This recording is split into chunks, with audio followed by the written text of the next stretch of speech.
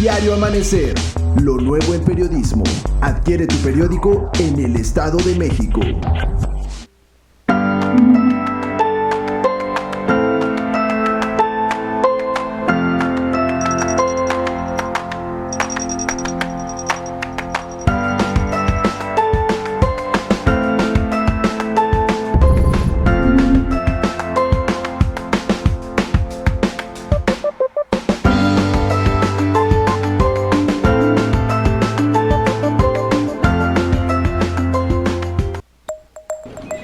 Uno, periodismo crítico y veraz.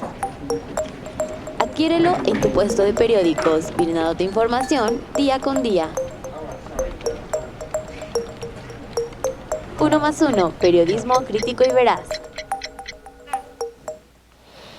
¿Qué tal? Muy buenas tardes. Gracias por acompañarnos en su programa Cambiando de Tema. Soy Julio Jiménez y como siempre agradezco su valiosa participación en redes sociales. Recuerde que estamos transmitiendo en vivo desde las instalaciones del periódico 1+1. Acompáñenos en 1+1 MX Oficial o en el sitio www.1más1.com.mx.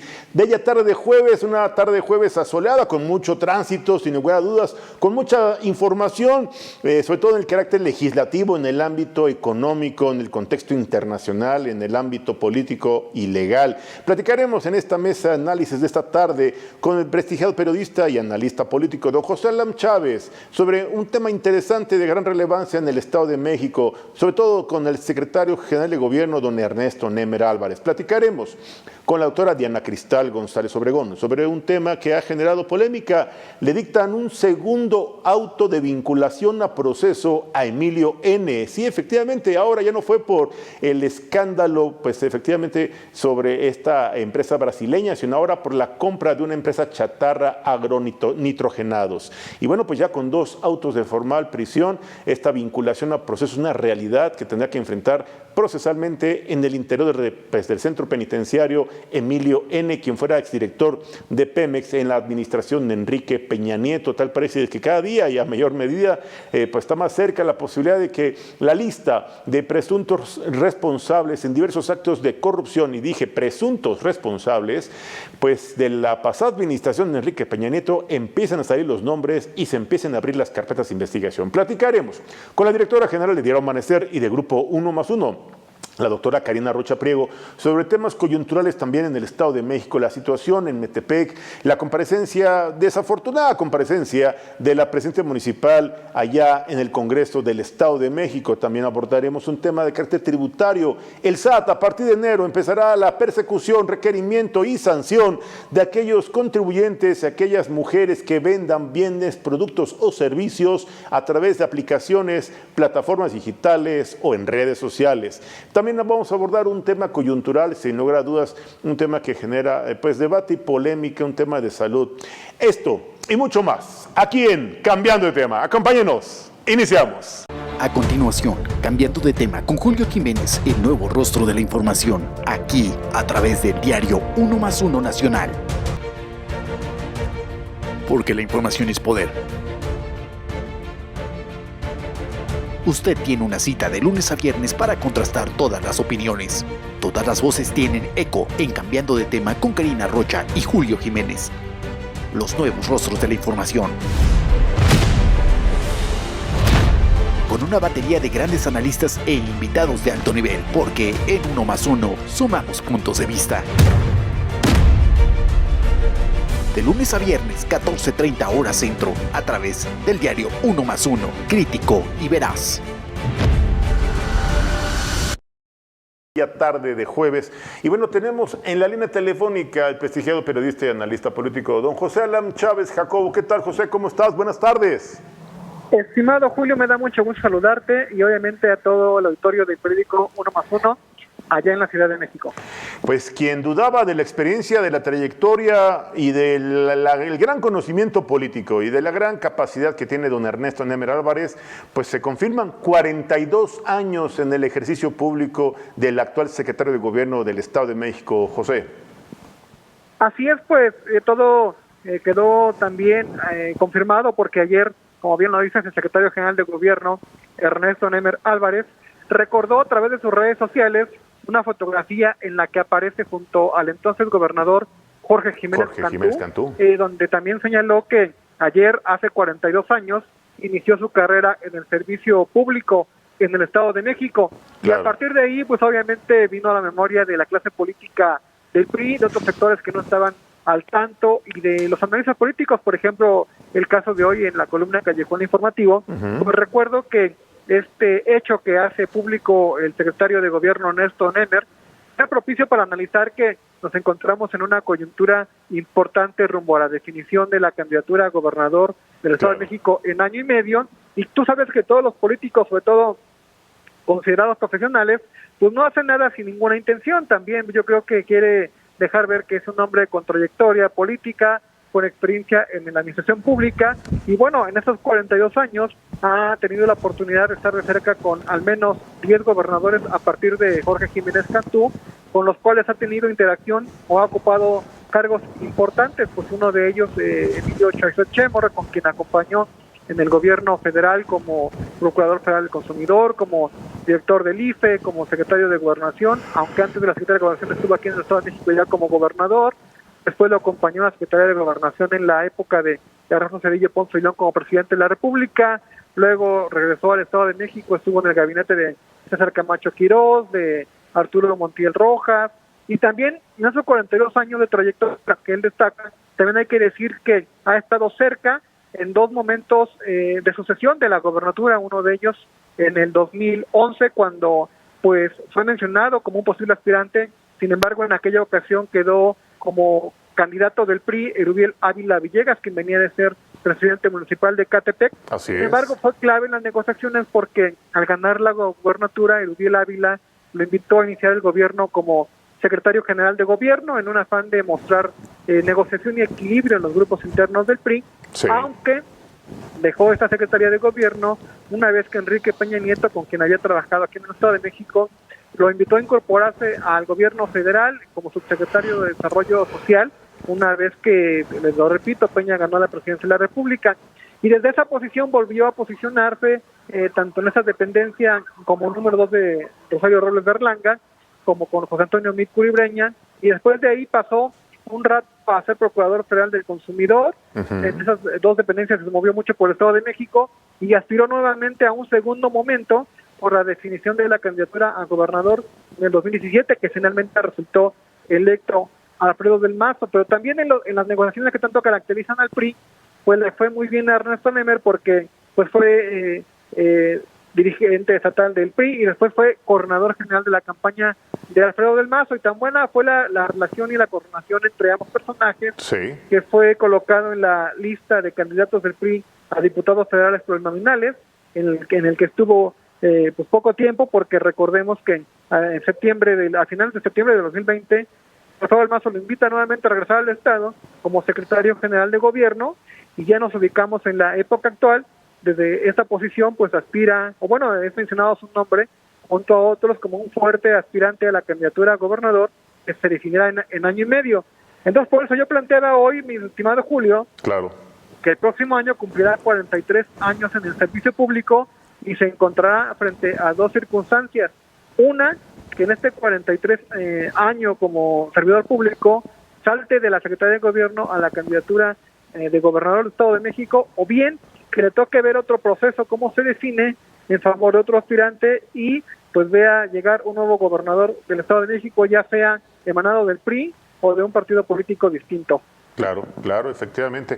Bueno, pues vale la pena reconocer la trayectoria, la amplia experiencia del actual secretario general de Gobierno del Estado de México, don Ernesto Nemeth Álvarez, que sin lugar a dudas es un político con gran capacidad, con gran experiencia, con un reconocimiento ganado pulso, y un hombre que ha sabido trabajar de la mano pues de todas las fuerzas políticas de oposición, las aliadas e incluso con los mismos grupos de poder del Partido Revolucionario Institucional allá en el Estado de México. Y bueno, sin lugar a dudas, un gran papel como funcionario federal. José Alam, ¿qué pasó en Toluca? ¿Qué les encargó el señor gobernador a la administración saliente y a la entrante allá en Toluca, a estos nuevos alcaldes allá en Toluca? ¿Qué pasó?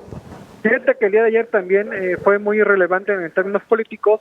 Hubo un evento del gobernador Alfredo del Mazo Maza, que inauguró una planta recicladora de plásticos en Toluca, una importante, sí. Pero políticamente fue importante la presencia del presidente municipal en funciones de Morena, Juan Rodolfo Sánchez Gómez, Así y es. del alcalde electo del PRI, Raimundo Martínez Carvajal, bueno, los dos municipales frente al gobernador, esto es relevante políticamente, Claro. y les encargó que haya una buena coordinación, como creo que ya se estaba dando, porque el tema de las inversiones en Toluca es muy relevante para el gobernador y no quiere que hubiera algún contratiempo, sobre todo en los empresarios que no vean que hay diferencias entre el gobierno saliente y el entrante, lo cual pues fue entendido como un acto positivo para las inversiones en el caso de la capital, y además deja entrever que el proceso de entrega-recepción entre ambos personajes será en orden y de forma transparente, mi estimado Julio. Claro. Oye, ¿qué noticia me tienes con esta señora Gabriela Gamboa, también alcaldesa saliente de Metepec, que ha hecho un desastre, que ha acabado con la paz, con la tranquilidad de Metepec, un municipio que además era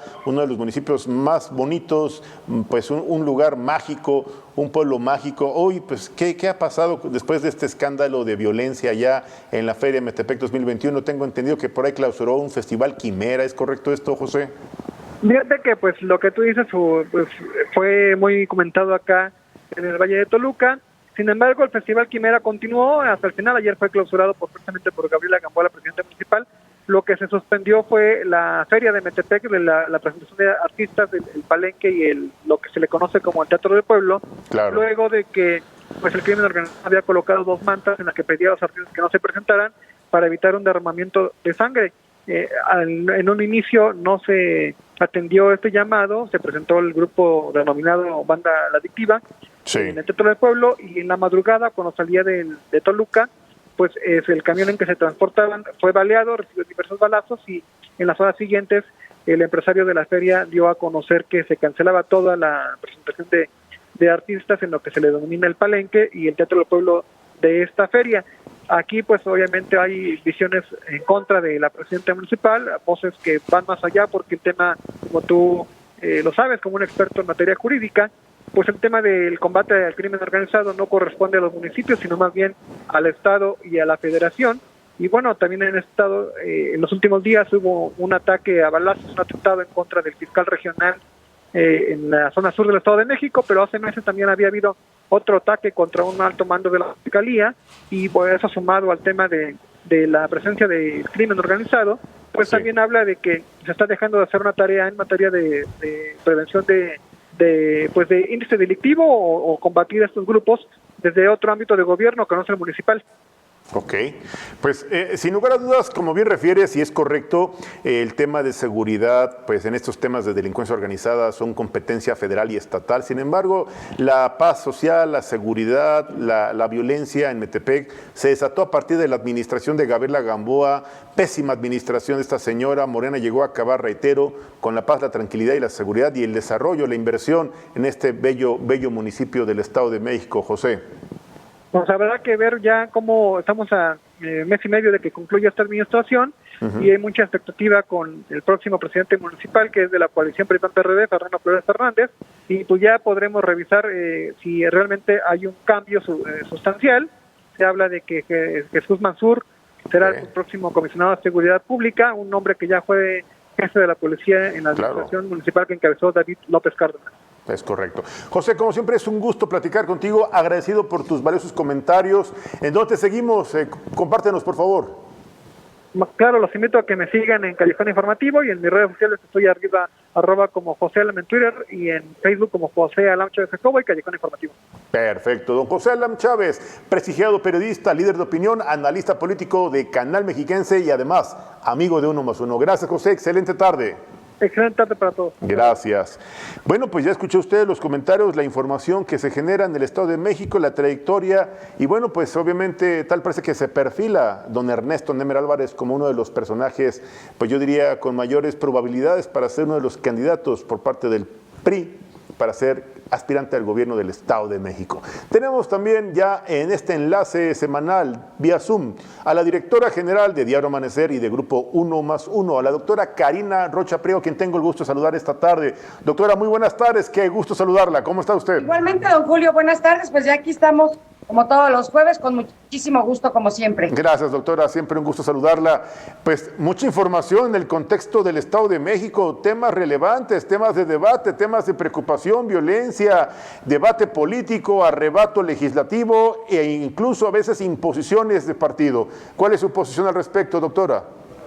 Pues, Julio, creo que ya lo esperábamos. Lamentablemente, el pasado 6 de junio sabemos... Sí, la alianza PRI-PAN-PRD hizo un magnífico papel, logró arrebatar la mayoría absoluta a Morena en el Congreso del Estado. Sin embargo, hoy por hoy, desgraciadamente, se volvieron a meter las manos y nos están perjudicando un poquito. Hoy estamos hablando del impuesto predial, por ejemplo, el incremento al impuesto predial, que de alguna manera la alianza o la oposición a Morena dentro del Congreso lo estaba analizando. Sin embargo, nos ganaron, lo podemos decir de esta manera, nos ganaron. Sí. Como eso, podemos esperar muchas otras cosas. Julio, lo que a mí me llamó la atención, y perdón que le cambie un poquito, por favor, lo que a mí me ha llamado mucho la atención es el cómo estaba yo escuchando a José Alan, y lo que me ha llamado la atención es cómo el Congreso en general se ha aplicado un poquito a llamar a cuentas, por ejemplo, a la alcaldesa de Metepec, de Morena, por todo lo que ha pasado en este municipio. Sí. Bueno, creo que ahí se haría un buen trabajo si se llaman a comparecer a todos aquellos alcaldes que realmente han perjudicado a la ciudadanía. Julio, no solo Metepec, podemos hablar de Metepec, podemos hablar de Toluca, podemos hablar de Cuautitlán. Claro. Hay muchos municipios que desgraciadamente, gobernados por Morena, llegaron a romper esa inercia de crecimiento y desarrollo que había y que se estaba tratando de superar en el Estado de México. Lamentablemente hubo malas administraciones, las cuales están próximas a concluir, y también es un tema preocupante. Desgraciadamente, el 31 de diciembre concluyen las administraciones municipales en el Estado de México y claro, se teme que por esta conclusión de administración los alcaldes vayan a quedar, los que hicieron una mala labor, vayan a quedar impunes en tantas tropelías que cometieron en contra de quienes gobernaron durante estos últimos 3 años. Es lo que se ve. Sin embargo, bueno, insisto, parece que hay una preocupación en el Congreso a nivel general de lo que está pasando, y hoy lo que nos está perjudicando gravemente es la inseguridad, es la ola de violencia, que no lo habíamos vivido tan cerca en el Valle de Toluca. El Valle de México, por su cercanía con la Ciudad de México, por su cercanía con el Estado de Hidalgo, con el Estado de Michoacán, pues se veía, ¿no? Pero claro, ya en el Estado de México como tal, ya el Valle de Toluca como tal, no se había vivido tan de cerca, y créanme que hay gran preocupación por parte de la ciudadanía, que hoy la esperanza está en los nuevos alcaldes. Decía José Alan, hay esperanzas de que se haga una buena administración en Metepec, pero también tenemos que pensar, Julio, que quienes llegan pues no son magos, y quienes llegan pues van a tener que llegar a resolver muchas cosas. Claro. Entonces, pues se ve lejano en el Estado de México y sobre todo en el Valle de Toluca la recuperación de la confianza ciudadana en cuanto a la seguridad que se pueda prestar precisamente a la gente. No se ve que sea a corto plazo, Julio, y de veras hay preocupación. Ya hablar de conflicto entre cárteles, como sucedió en Metepec, ya hablar de eso que esté tan marcado, pues es grave y es bastante preocupante, y no nos queda otra a los que vivimos en el Valle de Toluca, Julio, que pues cuidarnos las espaldas, ¿no? Sí, efectivamente, pues es preocupante, como bien refiere usted, doctora.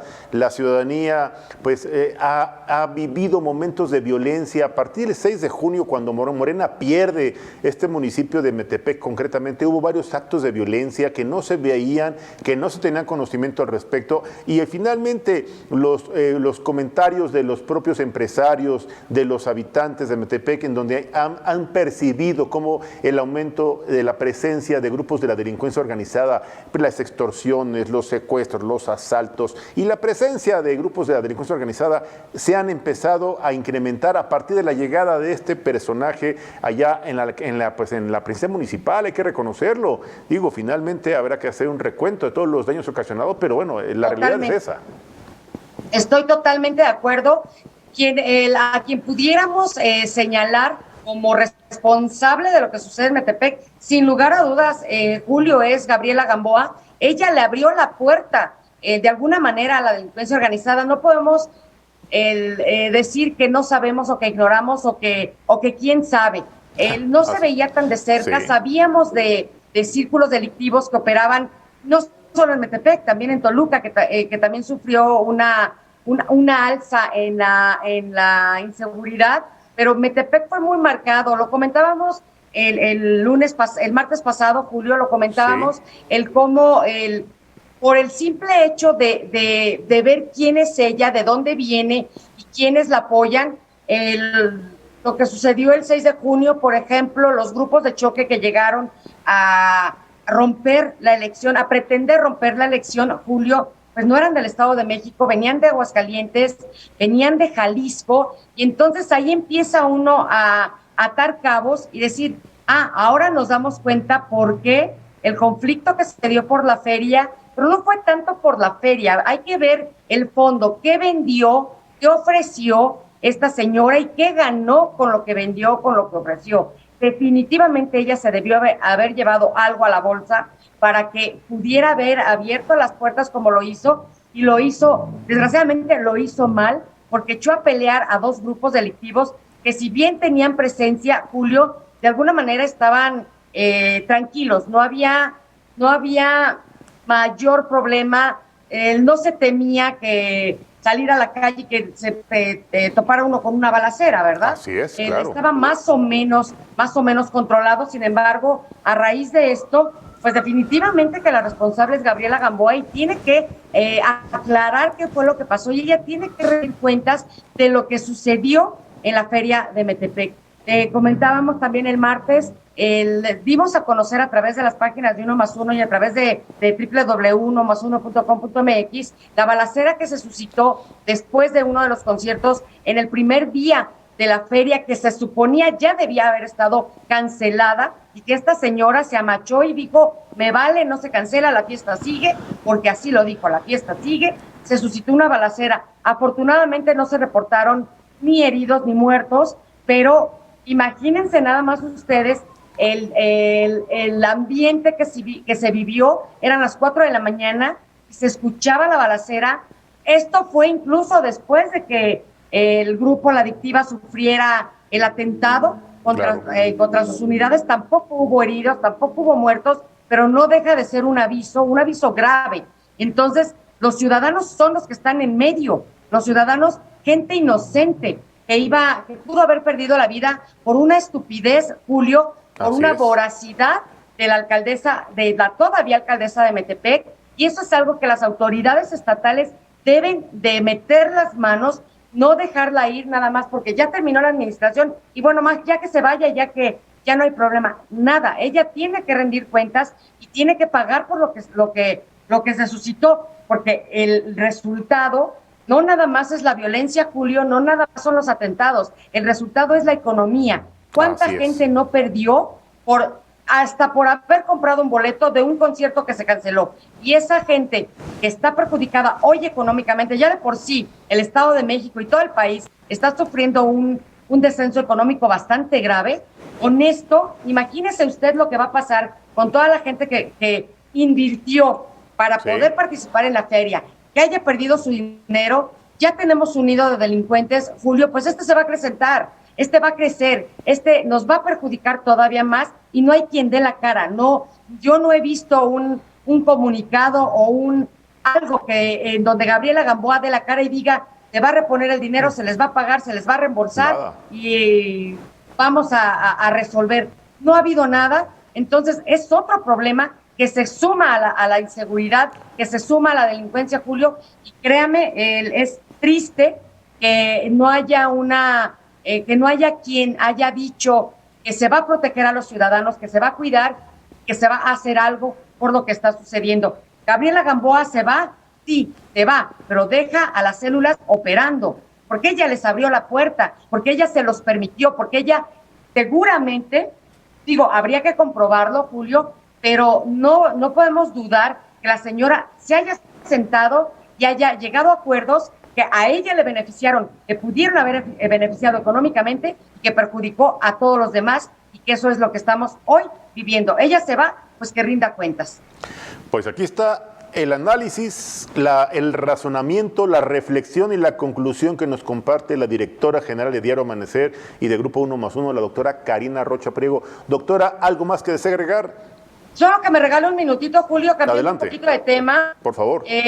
Tenemos un asunto también que habría que ponerle el dedo en el renglón. El día martes, sí, el presidente de la República hizo bien en retirar de sus funciones a Santiago Nieto de la Unidad de Inteligencia Financiera, por lo que haya sido, por el escándalo mediático que se originó en torno a la boda que protagonizó el entonces titular de la Unidad de Inteligencia Financiera, lo suntuoso de la boda, el que haya sido una burla o que el presidente haya sentido que fue una burla para él y que lo haya retirado. Pero aquí hay un tema muy importante, Julio. Santiago Nieto perjudicó a muchísima gente dentro de la unidad, bloqueó cuentas de manera desesperada. Es que lo puedo decir como lo pienso, pero me regañan. Lo hizo de manera desesperada, perjudicó a muchísima gente, pero aquí la pregunta es, se habla de muchísimos millones, bueno, la cantidad escrita no la puedo leer, definitivamente son más de 9 números, son 12 números de lo que se ha incautado lo que se incautó en cuentas por las investigaciones que la Unidad de Inteligencia Financiera está llevando a cabo, y que llama la atención que después de 3 años no se hayan concluido y no se hayan desbloqueado cuentas de gente inocente que no tiene nada que ver y que por tener sus ahorritos pues lo marcaron y lo perjudicaron. Pero aquí la pregunta es, Julio, y eso yo creo que es para un análisis próximo, la pregunta es, ¿qué está pasando con esos miles de millones de pesos que están incautados en cuentas de bancos mexicanos? ¿Qué está pasando con ese dinero? ¿Dónde está? El gobierno federal no lo tiene, lo tienen los bancos. No está, presuntamente no están generando intereses. Sin embargo, se presume, Julio, que este dinero ayudó a los bancos a capitalizarse. Sí. Ese dinero lo están prestando, están abriendo nuevos créditos, lo están prestando, es un dinero ajeno, lo están prestando y los únicos que han ganado han sido los bancos. No es un dinero que digan, se incautó al cártel Jalisco Nueva Generación 5,000 o 10,000 o 100,000 millones de pesos, y ese dinero ya se está aplicando en programas que el gobierno federal está haciendo para beneficiar a la población. No está pasando, Julio, ese dinero está, entre comillas, estático, pero aquí los únicos que han ganado han sido los bancos, y se presume que ese dinero, aun cuando no le pertenece al banco, son cuentas, sí, bloqueadas, pero que si el día de mañana se desbloquean, pues ese dinero va a tener que estar en la cuenta, como sea.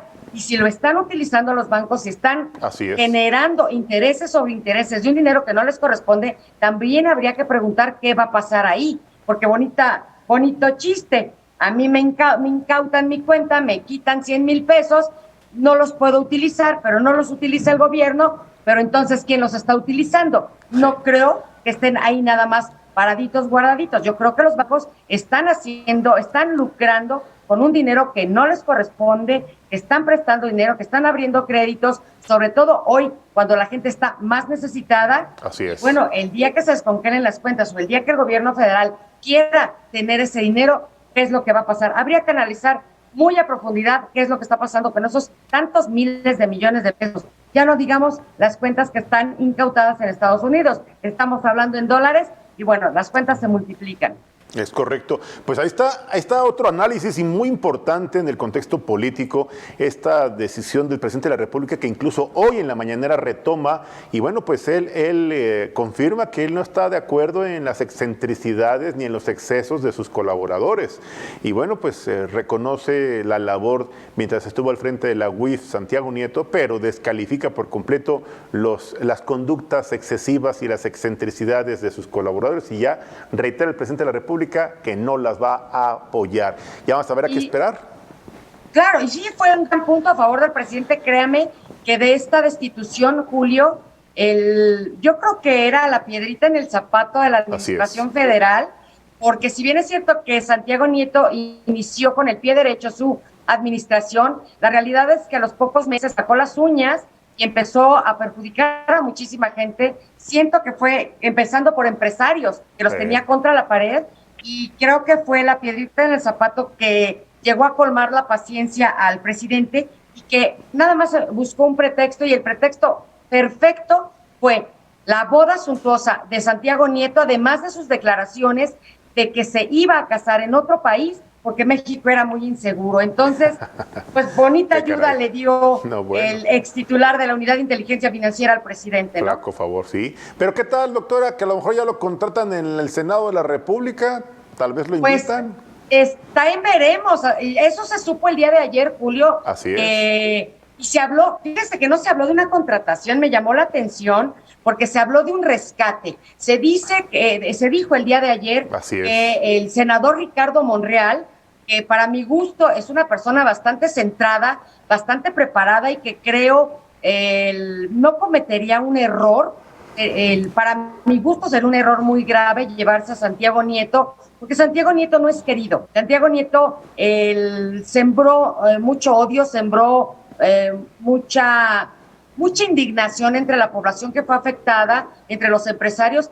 Creo que sería un grave error para Ricardo Monreal llevarse a Santiago Nieto con él, pero se hablaba del rescate, se hablaba que el senador rescataría de las cenizas al ex titular de la Unidad de Inteligencia Financiera. Entonces, está en veremos. Yo personalmente podría decirle que esperemos que no, pero sí está en veremos la posibilidad de que sea rescatado y que tenga que ver en algo dentro del Senado de la República, pero tiempo al tiempo, todavía no se sabe, está en veremos. Pues estaremos atentos al seguimiento de estos temas coyunturales en el ámbito político, en el ámbito legislativo, en el ámbito económico y en el ámbito social. Doctora, como siempre, un gusto platicar con usted y agradecidos por su valiosa colaboración. Muchas gracias. Al contrario, Julio, gracias por el espacio, de verdad. Y bueno, le deseo muy buen provecho a su auditorio. Gracias. Y muy buena tarde a todos. Muchas gracias. Igualmente, la directora general de Diario Amanecer y de Grupo 1+1, la doctora Karina Rocha Priego, aquí en Cambiando de Tema, a quien les deseamos una excelente tarde. Y bueno, pues efectivamente en esos temas, en esos contextos de carácter pues legal, le comento. Vamos a platicar con la doctora en Derecho, Diana Cristal González Obregón. Y bueno, también vamos a abordar con ella un tema importante en relación a esta segunda vinculación a proceso que le notificaron a Emilio N. Pero antes de platicar con la doctora, con la abogada penalista, quiero comentarle que el SAT, a partir del próximo año, empezará una persecución, un acoso. Empezarán a hacer requerimientos, sanción a personas que en redes sociales, a través del uso de aplicaciones o plataformas digitales, ofrezca, comercialice y obtenga ingresos por la venta, distribución de mercancías, de productos o de servicios, así como también empezará una persecución y una serie de requerimientos a establecimientos de emprendedores, pequeños, medianos, negocios como pues papelerías, misceláneas, tintorerías, pues no sé, cocinas económicas. La desesperación del gobierno de la Cuarta Transformación es voraz y no tiene límites, es incontenible, pero para ello tenemos en la línea telefónica al prestigiado abogado fiscalista y maestro en Derecho Fiscal, don Mauricio Traín Bautista. ¿Qué tal, contador? ¿Cómo estás? Muy buenas tardes, Mauricio. Sí, buenas tardes, Julio. ¿Cómo estás? Buenas tardes a tu auditorio. Muchas gracias. ¿Qué va a pasar a partir de enero? Además de que ya los jóvenes de 18 años, obligatorio darse de alta en el SAT. Obviamente el tema del nuevo régimen simplificado de confianza con todas sus repercusiones. Y ahora esta amenaza pues de la persecución de aquellas personas, reitero la expresión indebida y muy desafortunada, las han apodado las ninis, porque se dieron a la tarea de emprender en esta nueva realidad, en esta nueva dinámica virtual, en donde después de una pandemia de más de año y medio y ante la pues inexistencia de una política económica clara y ante la inexistencia de programas que realmente apoyen a la economía de millones de familias mexicanas, se dieron a la tarea de trabajar y emprender en redes sociales y con el uso de aplicaciones y plataformas digitales. Ahora ellos están en el ojo del huracán y están siendo objeto ya de análisis por parte del SAT. ¿Serán objeto de una persecución y cacería de brujas, maestro?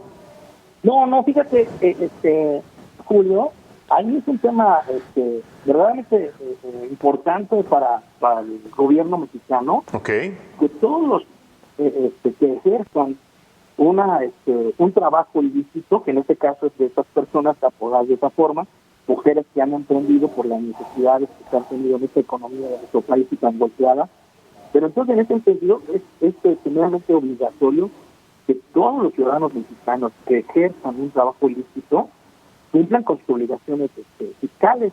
Claro. Está marcadísimo en el artículo 31 ¿sí? de la Constitución. Y si nos vamos al artículo 1 del Código Fiscal de la Federación, pues nos van a decir que están obligados a registrarse en el RFC, y personas que no se registren, bueno, nos dicen que ahí que tienen que contribuir con el gasto público en el artículo 1 del Código. El artículo 27 del Código Fiscal nos dicen que tienen que registrarse todos los ciudadanos mexicanos que vayan a ejercer negocios.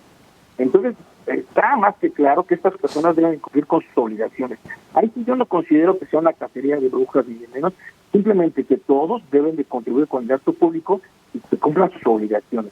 Y si no lo cumplen, bueno, pues serán acreedores a infracciones, a multas, de acuerdo a lo que marca el artículo 79 y el artículo 80 del Código. Entonces, para mí es normal que se tenga que llevar esto. Ahora, lo vemos tan normal porque no se hace nunca y vivimos en una economía informal. Entonces, estas personas que han trabajado y que venden, ahora ya no es por catálogo como antes, ahora ya es a través de Internet, a través de las ventas estas que tienen todo por Internet, pues bueno, que cumplan todos los que estén trabajando y que operen con las contribuciones fiscales. Claro. A ver, entonces, en términos del artículo 31, fracción cuarta, todos los mexicanos debemos contribuir con el gasto público en la medida de nuestras posibilidades y nuestras condiciones.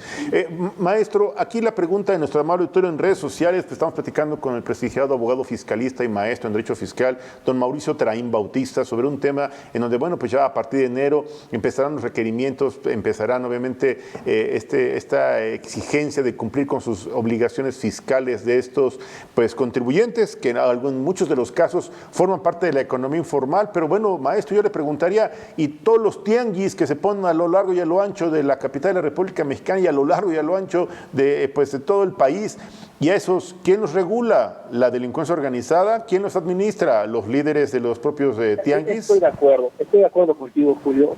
Julio. Este es un tema verdaderamente delicado y nos vamos a meter en una camisa de 11 varas cuando tú hablas de toda esta economía informal.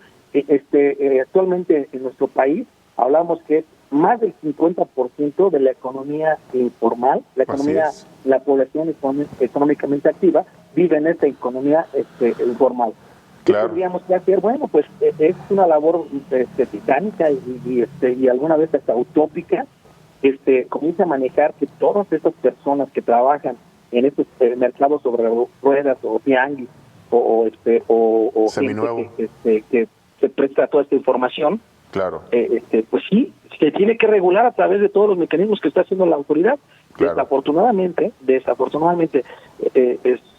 somos tantos y no le da tiempo de fiscalizar a todos, pero sí es una obligación que toda esta gente esté regulada y se dé de alta y se constituya en el RFC para poder cumplir con todas las obligaciones. Claro. Maestro, ¿qué opina usted con respecto a la implementación de este nuevo régimen simplificado de confianza en donde, bueno, ya los contribuyentes no podrán hacer el ejercicio de su libre autodeterminación de sus impuestos y olvidémonos de las deducciones autorizadas? Ya habrá una cantidad pues determinada de acuerdo a sus ingresos ya en la plataforma del SAT. ¿Esto usted lo ve correcto o lo ve como un mecanismo de control cautivo para los contribuyentes, maestro? No, fíjate, ahí mi punto de vista es al contrario. Este régimen simplificado, a mí en lo personal no me termina de convencer que sea simplificado. Es meramente una forma de recaudar más impuestos para el erario público. Y realmente para los ciudadanos que quieren comprometerse, pagar de acuerdo a lo que realmente ganan, porque acuérdate que este régimen no es sobre lo que gano, sino lo que realmente estoy cobrando. Yo facturo y cobro y me van a tasar de acuerdo a un tabulador el 1%, el 1.5, 2.5% como máximo. Pero esto no es sobre lo que gano. Imagínate que yo invierto el dinero, me pagan, pero no estoy ganando nada todavía y ya tengo que pagar impuestos. Entonces aquí sí no me gusta ese régimen simplificado a mí, porque no están grabando la renta realmente la ley de impuesto a la renta menciona. Aquí están grabando un ingreso que no es la rentabilidad de mi negocio. Okay. Sí, tendríamos que buscar otras alternativas, otra mecánica. Los que están en el RIF actualmente tendrían que solicitar que sigan en ese régimen, porque no es lo más saludable para mí. Sus finanzas van a ser mermadas, porque van a estar pagando, antes de tener utilidades, van a estar pagando impuestos. Ahí está lo peligroso, esas letras pequeñas, esa interpretación que nuestro importante auditorio no tiene claro y que no tiene debidamente analizado. Y bueno, siempre es importante contar con la opinión, con la voz autorizada de especialistas como ustedes, que son expertos en temas fiscales, en temas de esta naturaleza fiscal y contable. Maestro, me están preguntando, y desde la semana pasada tenemos una pregunta muy clara sobre este tema de la reforma fiscal. ¿Usted qué opina con respecto a este tema que ha generado tanto polémica, debate y descalificación sobre el tema de las deducciones, sobre las donaciones que hacían a las fundaciones, que bueno, pues obviamente la labor del altruismo, la sociedad civil apoyaba a diversas causas, incluso a personas enfermas, víctimas de algún padecimiento crónico degenerativo como el cáncer, y que hoy van a verse afectados por esta nueva disposición? ¿Usted qué opina al respecto? ¿Se apoya realmente las causas legítimas? ¿Se apoya a los grupos vulnerables? ¿O el interés final es el dinero? ¿Cuál es su opinión al respecto? Es un tema aquí ciertamente muy controvertido, porque hoy en día si una persona quiere hacer un poco de altruista y dar una donación a algunas instituciones, pues se va a limitar, porque ya no va a tener un beneficio fiscal. Alguien decía, si quieres donar, que te cueste. Pero no nomás es que te cueste. Si en este sentido podríamos apoyar, y que de alguna forma ese apoyo me traiga también ciertos dividendos, en este sentido de hacer deducible eso, pues ganamos todos. Claro. Ganamos todos, porque llega un recurso a gente que realmente lo necesita, y nosotros bajamos un poco nuestra base de impuestos. Pero está el otro tema del abuso de parte del contribuyente, que siempre lo ha visto con este sentido, más que de altruista, con este sentido de bajar sus impuestos y hacer este tipo de donaciones.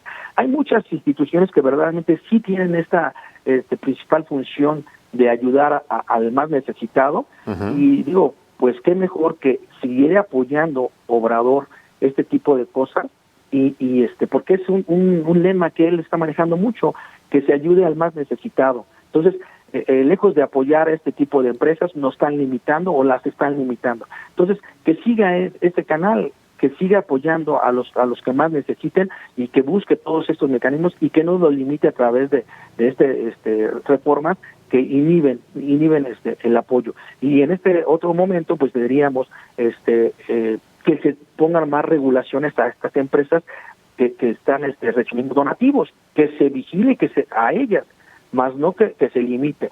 Ok, pues entonces va a haber mayor fiscalización, mayor prevención de la comisión de alguna simulación, defraudación fiscal o estrategias que tienden a la evasión fiscal, y no perjudicar a las causas altruismo, a las causas legítimas, y sobre todo a los grupos vulnerables que se veían beneficiados por esta gran labor que hacían fundaciones y asociaciones sin fines de lucro, y que bueno, se veían pues apoyadas con esos donativos por parte de grandes empresarios que bueno, pues decían de dárselo al gobierno, que no sé en qué se lo va a gastar o si lo va a regalar en programas que convengan a sus intereses electorales. Mejor lo invierto en esta fundación que atiende a niños con cáncer, a niños quemados. Y bueno, pues aquí está a la vuelta de la esquina, ya hay una convocatoria anual de niños enfermos con algún tipo de discapacidad, esta convocatoria que se hace todos los años. Pues yo creo que no van a alcanzar la meta este año, maestro. Exactamente, eso es lo que tendríamos que buscar, claro. Que se siga apoyando ese tipo de acciones y no inhibirlas, que se regulen las empresas que reciban donativos, que se pongan más candados si es necesario, que no inhiban de esa forma la labor que algunos empresarios, que algunos ciudadanos mexicanos queremos hacer, y de ayudar. Digo, de alguna forma también nos beneficiamos para bajar impuestos, también. Si la ley no lo permite, lo podemos hacer, pero que no nos inhiban y que sigan ayudando a los más necesitados de esa forma. Estamos platicando todos los candados fiscalizadores a esas empresas, y que no inhiban la participación de los que queremos ayudar.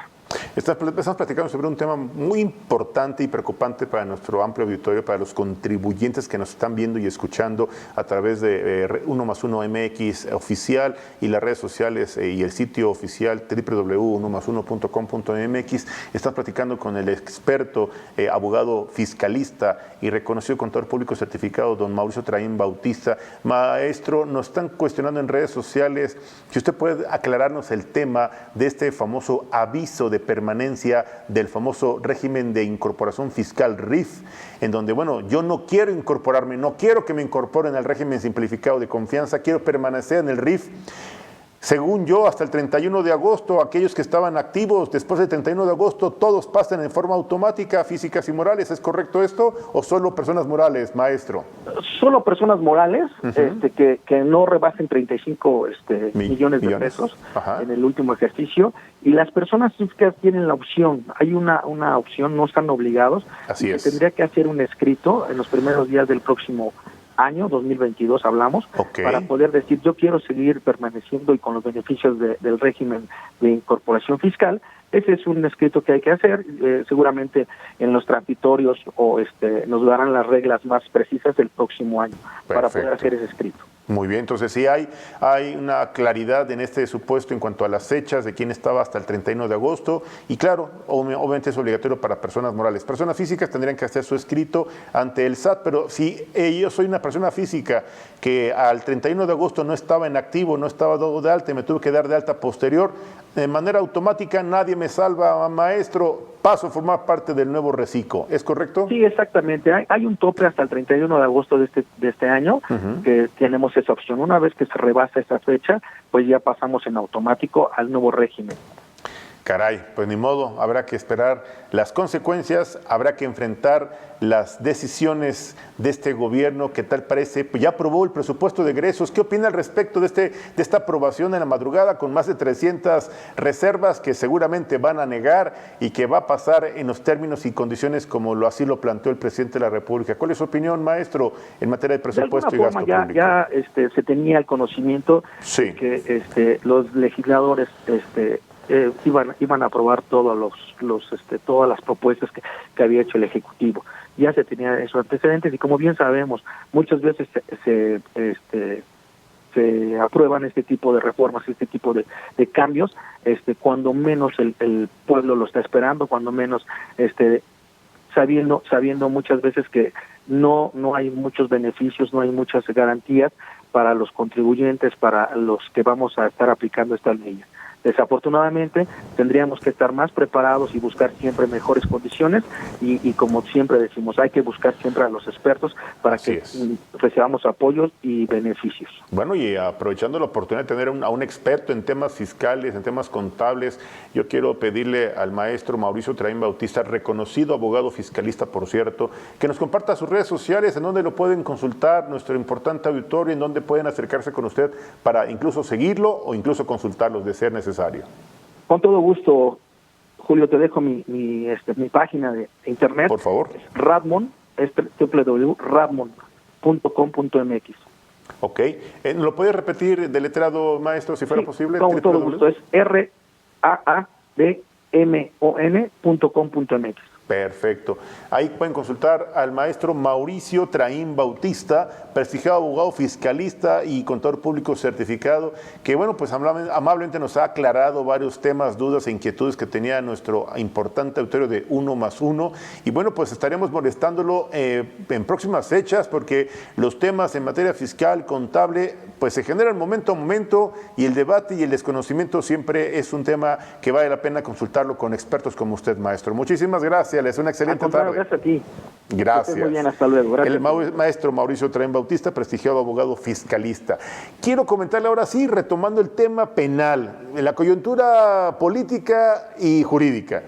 Usted recuerda a Emilio N., este polémico personaje, pues en algún momento beneficiario de un criterio de oportunidad o de la figura del testigo colaborador.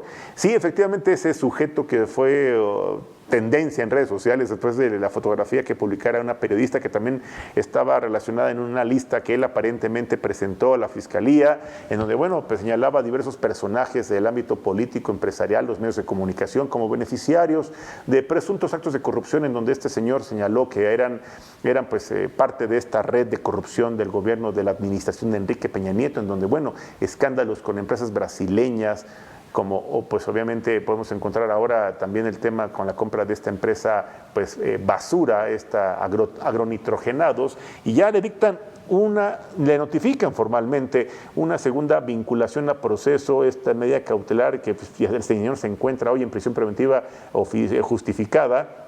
Pues yo quiero preguntarle a nuestro amable auditorio y pedirle a un experto, a una especialista, a una abogada penalista, a una mexicana valiente, a una mujer reconocida y respetada, a la doctora Diana Cristal González Obregón, que tenemos esta tarde el gusto de saludarla aquí en Cambiando el Tema desde el 1+1. Doctora, ¿cómo estás? Qué gusto saludarte. Muy bien, mi querido amigo Julio, siempre la vanguardia eres tú, eres un gran líder a nivel nacional. Gracias. Tan brillante, tan de veras una estrella a nivel nacional. Qué amable. Nunca me pierdo tu programa y estoy encantada de poder compartir con tu auditorio, querido amigo, que eres el mejor a nivel nacional e internacional. Gracias, qué amable eres, Diana Cristal. Pues tú eres una abogada penalista muy reconocida, muy respetada, una mujer querida y admirada en el ámbito de mis colegas abogados. Los abogados te queremos, te admiramos y te respetamos, porque además eres una gran especialista y una gran líder en estos temas de carácter penal. Oye, ¿qué va a pasar con Emilio N? 2-0, lleva 2 autos ya notificados, ya con esta vinculación a proceso y el nuevo delito, este tema de la empresa agronitrogenados, esta empresa chatarra que vendieron o que compraron. ¿Qué pasó ahí, doctora?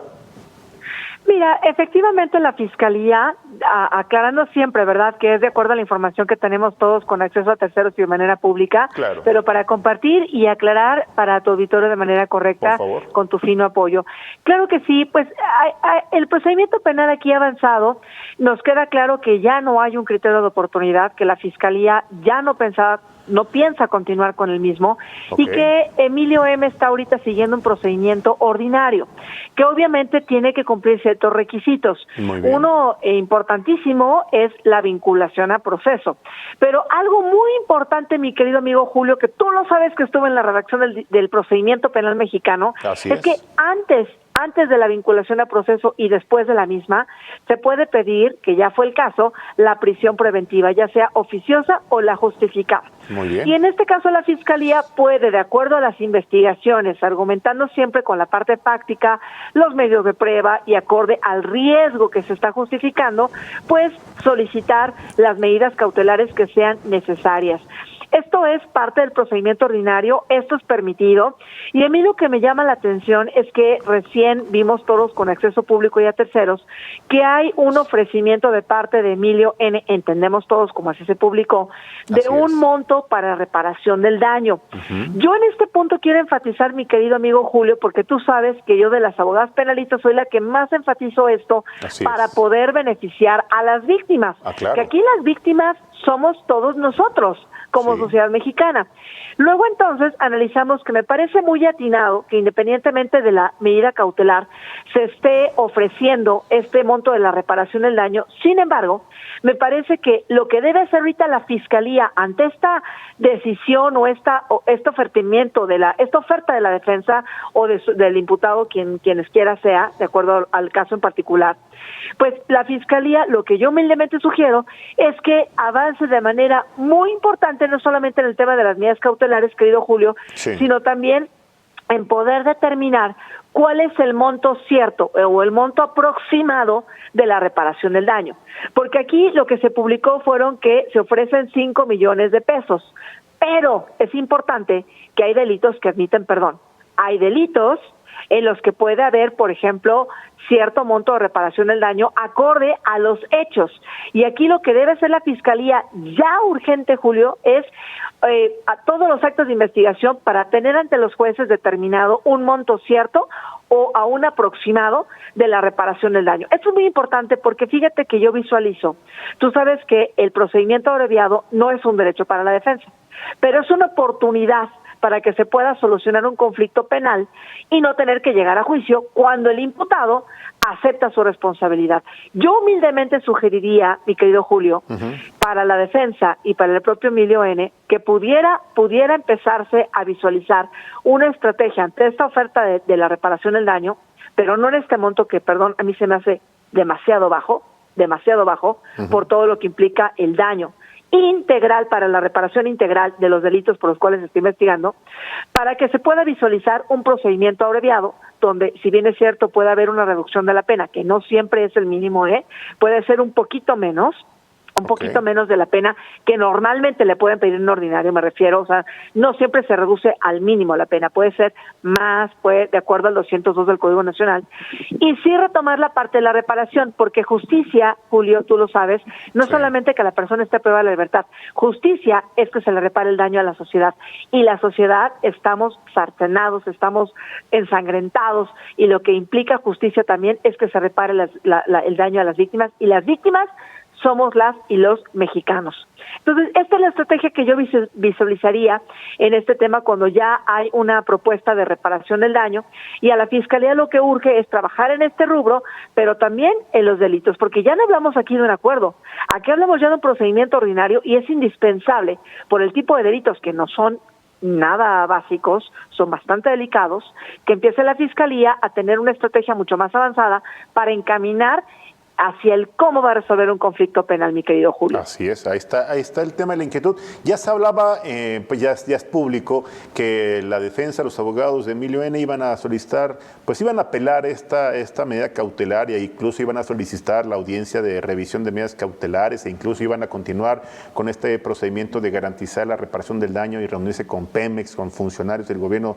¿Tú ves realmente la posibilidad de que ellos, garantizando esta reparación, pues ya por ahí se habla de 2 inmuebles con un valor importante en varios, cotizado en varios millones de dólares?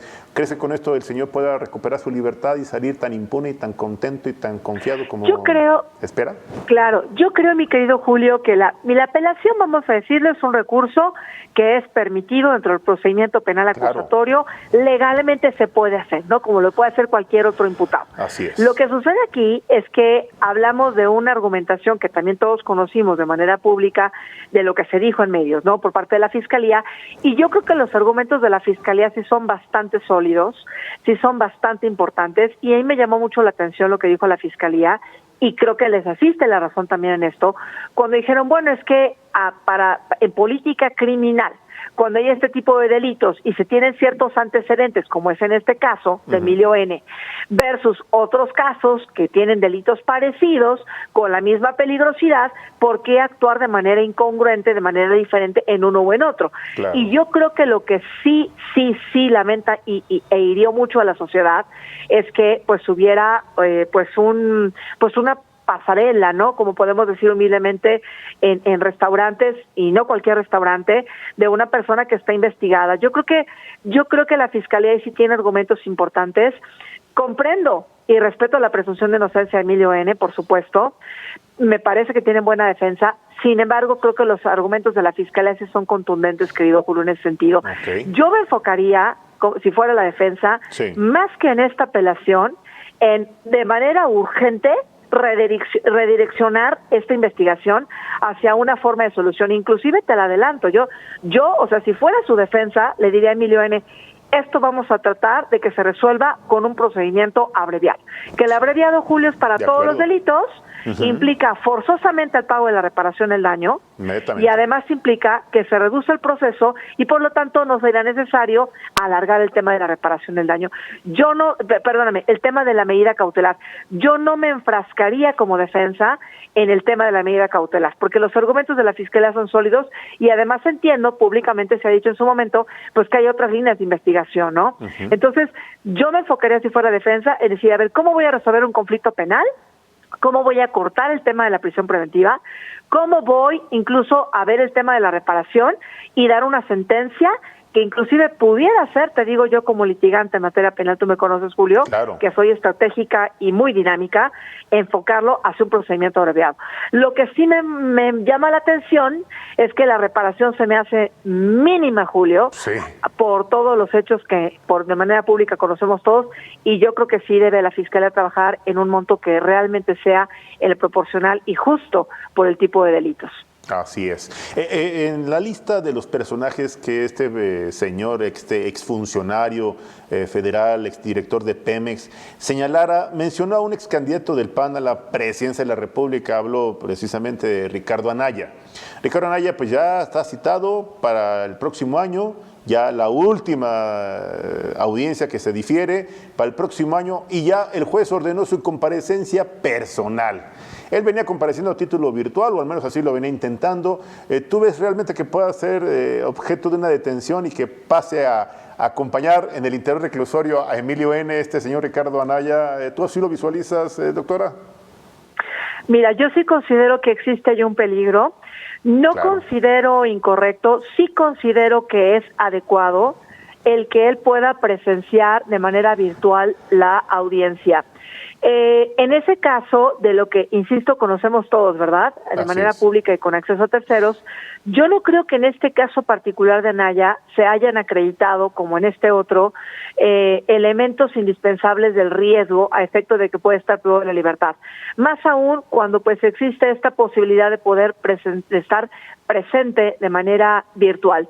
Yo creo que aquí lo que habría que hacer es también pues que el juez, cuando se presente en esta comparecencia un virtual, pues se pueda comprender que no se afecta el principio de inmediación, eso no se afecta, o sea, mientras estamos porque tú sabes que los abogados, y más en la pandemia, y todavía ahorita en muchos lugares por seguridad, pues tenemos la necesidad, incluso te lo digo yo como abogada, de poder presenciar, y mis representantes también, de manera virtual las audiencias, y se ha llevado a cabo, mi querido Julio, de manera exitosa, se ha llegado al resultado deseado, no ha habido ninguna interrupción, se requiere una buena señal, y ya está. Yo creo que aquí debe haber algo adicional que permita a la Fiscalía poder entonces encuadrar o tener argumentos suficientes para poder tener una medida cautelar. Pero en el caso de Anaya, mi humilde opinión es que no se encuadra, mi querido Julio, alguna acreditación del riesgo. Yo creo que aquí, lamentablemente, lo que veo, pues también, como en otros casos, incluso en este de Emilio N. y en otros más, como el de Rosario y otros, pues algunos tintes políticos que yo pues tengo toda la confianza en la Fiscalía, tú lo sabes, yo trabajé alguna vez en la entonces Procuraduría General de la República, pues que se enfoquen en lo jurídico, porque eso les va a dar mucho mejor resultado, mucho mayor credibilidad que verlo de una manera política, ¿me explico? Porque de otra manera, pues la credibilidad no se recupera, Julio, ¿estás de acuerdo? Totalmente con nada. de acuerdo. Entonces, la ley ahí está, el procedimiento que diseñamos, tú lo sabes, ahí está. Entonces, los elementos se pueden dar, pero una carpeta sin investigación exhaustiva, sin la argumentación correcta, pues entonces lo único que causa es risa, ¿me explico? Entonces, aquí debe haber, a mí me encantó la firmeza de la Fiscalía en el caso de Emilio N., me encantó los argumentos que dijeron de lo que conocimos todo, y yo creo que tienen mucho más batallas que librar, porque lo que queremos como sociedad, pues no es atacar a nadie en personal, eso no debe ser nunca el objetivo.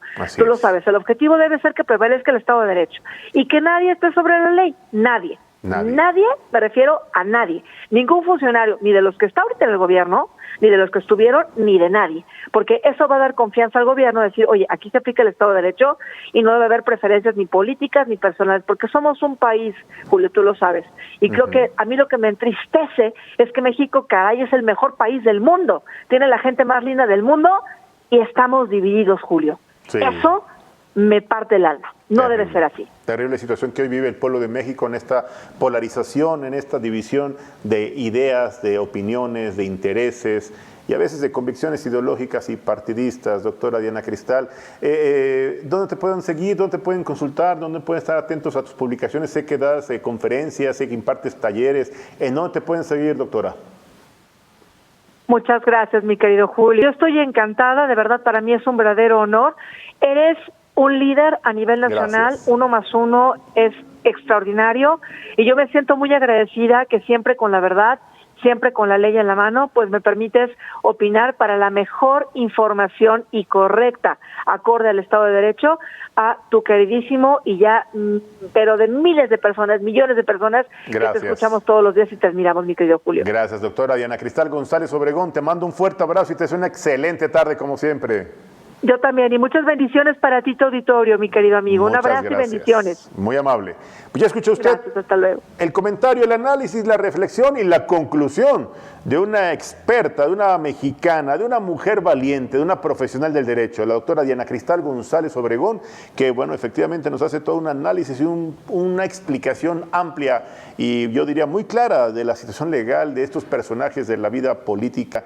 Y bueno, pues hoy podemos dar cuenta cómo los mexicanos ante este escenario de administración o de procuración de justicia en cada uno de los casos correspondientes, pues estaríamos viendo cómo ya empieza a enderezarse este escenario pues de Ricardo N. Anaya o de Emilio N. Y nos quedó pendiente platicar sobre el caso Rosario N., que también ya presentó un amparo y bueno, pues se sigue afirmando que hay una justicia selectiva. Sin embargo, bueno, pues yo quiero invitarlo para que mañana nos acompañe en punto a las 14:30 horas aquí a seguir cambiando de tema, ya sabe, desde el 1+1. Soy Julio Jiménez, les agradezco de veras su compañía, su participación en redes sociales, sus comentarios, estoy atendiéndolos. Sí, el tema de micrófono, de audio se escuchaba un poco bajo o viciado.